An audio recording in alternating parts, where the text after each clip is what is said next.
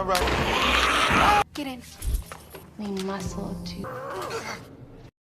Welcome dear rockets. आज हम देखने वाले हैं एक जबरदस्त एक्शन मूवी जिसका नाम है अमेरिकन कार्नेज। मूवी की शुरुआत में दिखाया जाता है कि किस तरह से लैटिन अमेरिकन लोगों ने अमेरिका को पहले से और भी ज्यादा पावरफुल और बेहतर बनाने में अपना योगदान दिया, लेकिन अब उन्हें अमेरिका में रहने के लिए पॉलिटिशियंस द्वारा विरोध किया जा रहा है, जिस वजह से अमेरिका में वर्ण भेद के साथ साथ वंश भेद भी बढ़ने लगा। पॉलिटिशियंस द्वारा इस मुद्दे को ज्यादा इंपॉर्टेंस दिए जाने की वजह से देखते देखते इस मुद्दे पर हर जगह चर्चा होने लगी। अब हमें मूवी के मेन कैरेक्टर जेपी को दिखाया जाता है, जो कि एक रेस्टोरेंट में बर्गर बनाता है। इसी तरह एक दिन रेस्टोरेंट में काम करते हुए कुछ हाई क्लास सोसाइटी के बच्चे जेपी का वर्ण भेद पर मजाक उड़ाते हैं, लेकिन जेपी उन्हें बड़े ठंडे दिमाग से और होशियारी से हैंडल करता है। तभी उन बच्चों के पीछे से जेपी की बहन लिली आती है और वो जेपी से कहती है कि तुम 8 बजे से पहले घर आ जाओ। जेपी पूछता है क्यों, आज ऐसा क्या खास है। लिली बताती है कि मेरा कोलंबिया यूनिवर्सिटी में हायर एजुकेशन के लिए सिलेक्शन हो चुका है, इसलिए मैंने घर पर अपने रिलेटिव और करीब लोगों के साथ एक पार्टी रखी है। जेपी अपनी बहन के लिए बहुत ही केयरिंग है, इसलिए वो उसे पूछता है कि न्यूयॉर्क हमारे घर से बहुत दूर है, तो वहाँ पर अकेले कैसे मैनेज करोगी। लिली कहती है कि अगर हमें इस गरीबी से आगे बढ़कर हमारी फाइनेंशियल कंडीशन को ठीक करना है तो इसके लिए भैया हायर एजुकेशन एक ही आखिरी रास्ता है। लिली जेपी को उसकी गर्दन पर बनाया एक बटरफ्लाई टैटू भी दिखाती है, जो कि एक बहुत ही मीनिंगफुल टैटू होता है। दरअसल ये बटरफ्लाई का टैटू फ्रीडम को प्रमोट करता है। इसी के साथ पार्टी शुरू हो जाती है। पार्टी में लिली की माँ एक बहुत ही सुंदर स्पीच देती है। फिर लिली पार्टी में आए सभी गेस्ट को एक खास किस्म का कागज से बना खिलौना देती है, जिसमें उनके लिए उसने कोई न कोई मैसेज लिखे होते हैं। लिली ने जेपी के लिए भी एक मैसेज लिखा होता है, जो है डॉर्क यानी कि बेवकूफ। सभी लोग वहाँ पर काफी एंजॉय कर रहे होते हैं। तभी वहाँ पर पुलिस आ जाती है और सभी लोगों को अरेस्ट करके अपने साथ लेके जाते हैं। अगले दिन हमें स्टेट के चीफ मिनिस्टर को दिखाया जाता है, जो कि एक नया कानून लेके आते हैं, जिसके मुताबिक नॉन अमेरिकन रेजिडेंट्स किड्स यानी कि वो बच्चे जिनका मूल देश अमेरिका नहीं है, ऐसे बच्चों को ढूंढकर उनके मूल देश वापस भेजा जाने वाला है। हालांकि इस कानून का लोगों और मीडिया द्वारा बहुत ही विरोध किया जाता है, लेकिन चीफ मिनिस्टर पर इसका कोई असर नहीं होता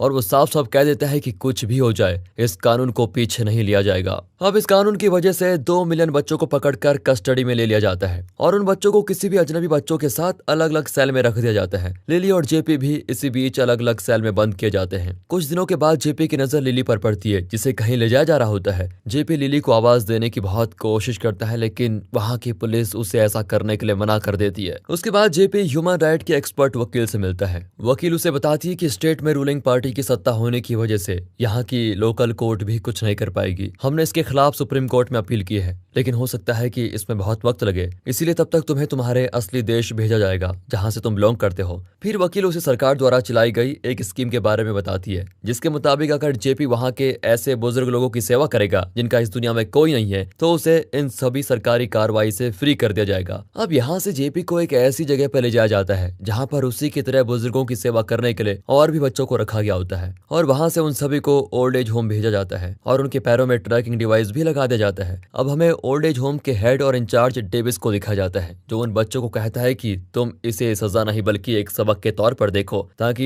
ये तुम्हें तुम्हारे आने वाले भविष्य में काम आए। फिर वो उन सभी बच्चों को उनके 2 सीनियर जेम्स और सिंथिया से इंट्रोड्यूस कराता है। साथ ही डेविस उन सभी को वहाँ के रूल्स एंड रेगुलेशन के बारे में बताता है और फिर सभी बच्चे ब्रेकफास्ट करके अपना काम में लग जाते हैं। जेपी अपने काम के दौरान एक बूढ़ी औरत को अपनी किताब पढ़ के सुनाता है, लेकिन जेपी को देखकर वो बूढ़ी औरत बहुत ही इमोशनल हो जाती है और रोने लगती है। रोते रोते वो औरत बार बार कहती है कि तुम सब भी मारे जाओगे। अब जेपी कुछ समझ पाता इससे पहले नर्स आकर उसकी गर्दन पर इंजेक्शन लगाकर बूढ़ी औरत को बेहोश करके लेके जाती है। अब जब सभी बच्चे साथ में खाना खा रहे होते हैं, तभी क्रिस उन सबको बताता है कि मुझे इन बूढ़े लोगों से सख्त नफरत है। वो कितने बोरिंग और अनहाइजीनिक तरीके से रहते हैं। मुझे तो पहले ही अस्थमा की तकलीफ है, अगर मैं कुछ और दिन इनके साथ रहा तो पता नहीं मेरा क्या होगा। इसीलिए मौका देखकर क्रिस वहां से भागने की कोशिश करता है, लेकिन क्रिस के पैरों में लगे ट्रैकिंग डिवाइस की वजह से सिक्योरिटी उसे पकड़ लेती है और अपने साथ लेके जाते हैं। अब रात को जेपी को नींद नहीं आ रही होती है, इसलिए वो गैलरी में टहलने जाता है। तभी उसे पेड़ की टहनी पर बैठा उल्लू दिखाई देता है, जो उसकी तरफ काफी समय से घूर रहा होता है। पता नहीं उल्लू है या चौकीदार। वह इसी के साथ जेपी की नजर पड़ती है एक बूढ़ी औरत पर, जो कि बिना किसी कपड़ों के इतनी रात को वहां पर भूतों की तरह टहल रही है। उस बूढ़ी औरत को देखकर जेपी उस औरत के पास जाता है, लेकिन वो औरत तो पागलों की तरह हरकतें करते हुए जेपी पर अटैक ही कर देती है और उसे बार बार कहती है कि सिर्फ वर्जिल ही तुम्हें बाहर निकाल सकता है।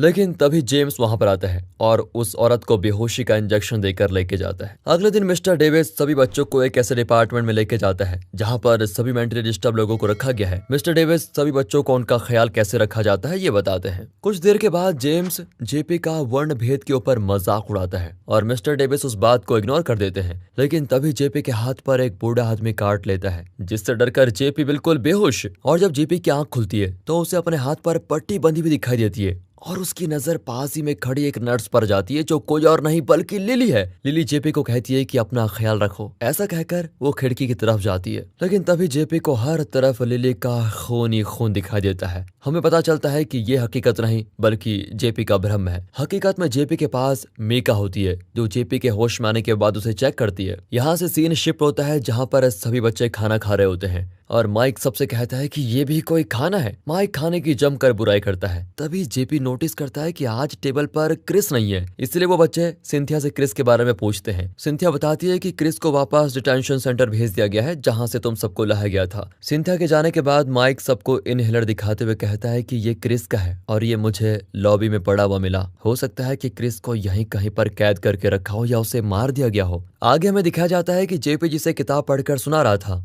माइक उसी बूढ़ी औरत को फिलिप नाम के एक बूढ़े आदमी के कमरे में लेके जाता है। फिलिप की हालत बहुत ही खराब होती है, इसलिए वो बेड पर ही लेटा रहता है। माइक उन दोनों से कहता है कि बहुत हो गया तुम लोगों का वही रोज का बोरिंग जिंदगी जीना, आज से तुम दोनों को एक जबरदस्त पिक्चर दिखाऊंगा। लेकिन फिलिप को मूवी देखने में कोई इंटरेस्ट होता नहीं है, लेकिन माइक उसे जबरदस्ती मूवी दिखाने लगता है, जिससे फिलिप को बहुत गुस्सा आता है और वो बेड के नीचे गिर जाता है। फिर अपनी बॉडी को अजीब ढंग से कहीं भी मोड़ने लगता है, जैसे कि उसकी बॉडी को किसी ने अपने वश में कर लिया हो, जिसको देखकर तो वो बूढ़ी औरत और माइक दोनों बहुत घबरा जाते हैं। फिलिप अपनी बॉडी को इतने अजीबोगरीब तरीके से मोड़ता है कि उसकी मौत हो जाती है। अब अगले दिन डेविस सभी को कहता है कि मिस्टर फिलिप की मौत की सबसे इंक्वायरी होगी और जो भी इसमें कसूरवार होगा उसे सख्त से सख्त सजा दी जाएगी। अब हमें जेपी और जेम्स को दिखाया जाता है, जिन्हें डेविस बता रहा होता है कि ये मेरा पालतू उल्लू वर्जिल है और ये यहाँ के आसपास के उन सभी पक्षियों को भगा देता है जो यहाँ पर नुकसान करते हैं। पर जिस तरह से मैं इसके साथ टीम के तौर पर काम करता हूँ, तुम्हें भी आपस में टीम के तौर पर काम करना होगा। मुझे पता है कि तुम दोनों नस्लवाद और वर्णभेद पर एक दूसरे से लड़ाई करते रहते हो, इसलिए अच्छा होगा कि तुम अनबन को खत्म करके दोस्तों की तरह रहो। फिर डेविस दोनों को गले लगाने के लिए कहता है, लेकिन जेपी जेम्स से गले लगते वक्त उस ट्रैकिंग मशीन की चाबी निकाल लेता है। फिर जेपी अपने सभी दोस्तों को उसकी मदद से अनलॉक कर देता है और रात को सभी आजाद पंक्षियों की तरह घूमने लगते हैं। इसी बीच जेपी मीका के साथ स्विमिंग पूल में जाता है और दोनों फिजिकल अट्रैक्शन के चलते इंटीमेट हो जाते हैं। अगले दिन हमें जेपी को दिखाया जाता है, जिसकी नजर उसी बूढ़ी औरत पर पड़ती है जिसे वो किताब पढ़कर सुना रहा था, और वो बूढ़ी औरत भी बिल्कुल उसी तरह के खिलौने बना रही होती है जैसे लिली बनाया करती थी। जब जेपी उस खिलौने को देखने के लिए उस औरत के पास जाता है, तभी जेपी को देख वो बूढ़ी औरत अपना संतुलन खो बैठती है और उसका हाथ पकड़ लेती है। इसी बीच जेम्स और सिंथिया उस बूढ़ी औरत को बेहोश करके लेके जाते हैं। रात को जब जेपी इन खिलौनों को खोल कर देखता है तो उसे अपनी बहन की याद आ जाती है, क्योंकि जेपी की बहन लिली भी इसी तरह के खिलौने बनाया करती थी। फिर जेपी उस बूढ़ी औरत के पास जाकर उसके बालों को साइड करके जब वो उसकी गर्दन पर देखता है तो उसे वही तितली का टैटू नजर आता है जो लिली ने बनाया था। जेपी को टैटू देखकर ओल्ड एज होम पर अब शक होने लग जाता है, इसीलिए जब वो उस रूम से बाहर निकलता है तभी जेम्स जेपी को मारकर बेहोश कर देता है। अगले दिन जब सारे बच्चे खाना खा रहे होते हैं तभी माइक नोटिस करता है कि आज जेपी खाना खाने के लिए टेबल पर नहीं आया, इसलिए वो सब मिलकर अब जेपी को ढूंढने की कोशिश करते हैं, लेकिन वहां के कर्मचारी उन्हें अपने काम में उलझा देते हैं। अब हमें जेपी को दिखाया जाता है जिसे एक लैब में ले जाकर कुर्सी से बांध के रखा हुआ है और तब पता चलता है कि कुछ दिनों पहले गायब हुआ क्रिस भी उसी के बगल में बैठा हुआ है और उन पर कुछ एक्सपेरिमेंट्स किए जा रहे हैं। उन एक्सपेरिमेंट्स की वजह से वो सब कम उम्र में ही बूढ़े हो चुके हैं। दूसरी ओर माइक काम करते वक्त सीढ़ियों से नीचे गिर जाता है और नीचे गिरने की वजह से वो बेहोश हो जाता है। सभी लोग कहते हैं कि इसे जल्द से जल्द हॉस्पिटल ले जाना चाहिए, लेकिन सिंथिया उसे इमरजेंसी रूम में रखती है। अब पता चलता है कि माइक बेहोश नहीं हुआ,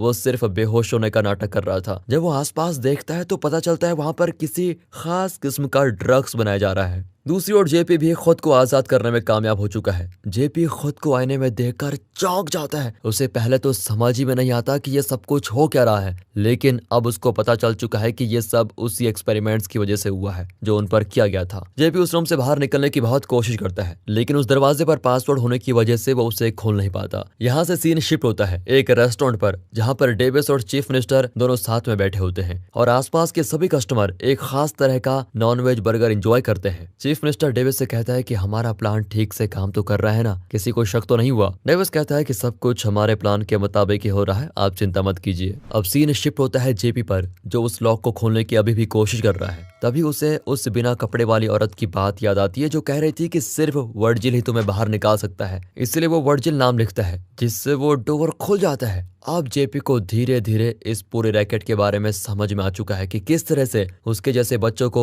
इस ओल्ड एज होम में लेके आ जाता है और फिर उन पर एक्सपेरिमेंट्स करके उन्हें बूढ़ा बना दिया जाता है और बाकियों से उनकी सेवा कराई जाती है। और बुढ़ापे से जिन लोगों की मौत हो जाती है उनकी बॉडी से बर्गर में यूज होने वाला नॉन वेज बनाया जाता है। इसी बीच जेपी को मिका मिलती है। जेपी मिका को इस पूरे रैकेट के बारे में बताता है, लेकिन मिका जेपी के गले पर बेहोशी का इंजेक्शन लगाकर उसे बेहोश कर देती है, जिससे पता चलता है कि मिका भी डेविस के लिए ही काम करती है। जब जेपी की आंखें खुलती हैं तो वो अपने आप को डेविस के सामने पाता है। जेपी को पता चल चुका है कि सबके पीछे डेविस का ही हाथ है, इसलिए वो डेविस से पूछता है कि तुम आखिर ऐसा क्यों कर रहे हो। डेविस कहता है कि हमने तुम लोगों को इस देश में इसलिए रहने दिया ताकि जो काम हम लोगों से नहीं हुआ करता था वो तुम जैसों से करवा सके, लेकिन अब साइंस ने तरक्की कर ली है, हर जगह टेक्नोलॉजी का यूज होने लगा है, इसलिए अब उन कामों में तुम्हारी कोई जरूरत है नहीं। तुम इस देश के लिए अब सिर्फ एक बोझ बनकर रह चुके हो और हमारे पास तुम लोगों की तादाद कम करने के लिए इससे अच्छा और कोई रास्ता नहीं है। अब माइक को दिखाया जाता है जो एसी डक से बाहर निकलने की कोशिश कर रहा है और रास्ते में उसने कमीला को उस ट्रैकिंग डिवाइस को खोलने की चाबी दे दी थी। कमीला भी उस जगह से भागने की पूरी कोशिश करती है,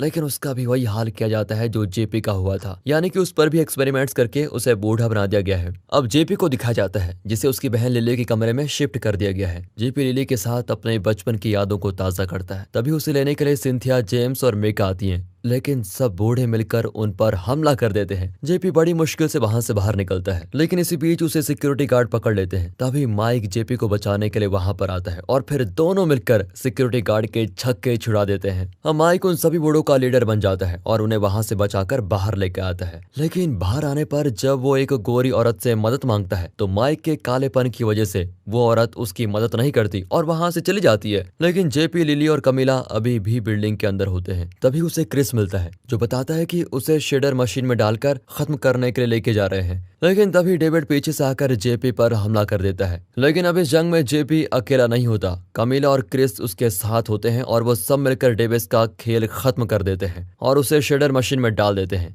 जी हाँ, उसी शेडर मशीन में जिसमें डेविस ने आज तक न जाने कितने मासूमों की बलि चढ़ाई होगी। और आखिरकार वो सब उस ओल्ड एज होम से बाहर आ ही जाते हैं। अब ये वारदात मीडिया के सामने आता है, जिस वजह से इस केस की इंक्वायरी की जाती है और इसमें मरे हुए डेविस के साथ साथ उस वकील को भी कसूरवार ठहरा जाता है जिसने उन सभी बच्चों को यहाँ आने के लिए कहा था। लेकिन इस सब मामले से चीफ मिनिस्टर बिना किसी तकलीफ के बच जाता है, क्योंकि डेविस के अलावा किसी को चीफ मिनिस्टर की सच्चाई का पता नहीं था और डेविस तो अब इस दुनिया में नहीं है, जिस वजह से एक गुनहगार बच जाता है। इसी के साथ ये शानदार मूवी यहाँ पर खत्म होती है। दोस्तों, स्टोरी अच्छी लगी हो, यूनिक लगी हो तो लाइक कीजिए और चैनल को सब्सक्राइब। मिलते हैं अगली वीडियो में, तब तक के लिए गुड बाय, अपना ख्याल रखिए and finally thanks for watching.